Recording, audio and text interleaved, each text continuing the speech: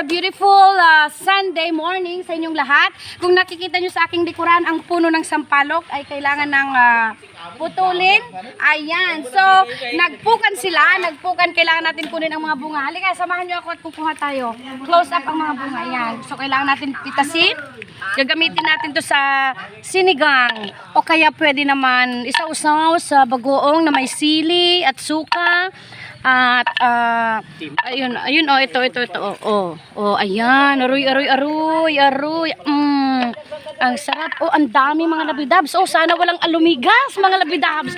At ako ay ninenervyos dahil baka maigais. Diyos ko. Ayan, marami pa sa baba mga labidabs. Kinuinigan ng katingan. Ajay na pukan nga sa lamagi. Jay, umadupay kita ni. Dapay sabong na. Yung bulaklak ng sampalok, masarap na pang pang sinigang. Ayan, binaliktad na. Panaytir. Yan, igawang tas lagpurpuros ka. Ayan, ang dami mga labidabs o bunga. Sampalok, may bulaklak din. Yan. Busy ang mga kapatid ko. Ayan, pinuputol yung sampalok kasi po kailangan ng space para sa preparation ng damara. Di ko alam sa Tagalog. Damara para sa binyag ng aking baby. Ayan. Dag, paisa? Aman, ang ising nga nagatidtog nga. Ala, kakulay na. No, tigis na. Ay, napo nagamak. Ay, Diyos ko. Paspasang maroon. Dahil tati buridag nga kabsat ko. Ayan. Dahil yan mga labidabs niti sa lamagi.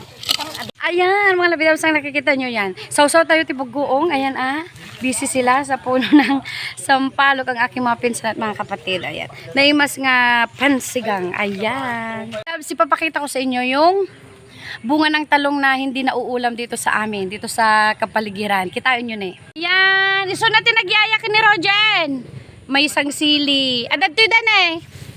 Tapos, ayan po hindi na pipita. Sayang lang. Nahinog na at nasira na yung talong. Ayan napakalaki. Yan.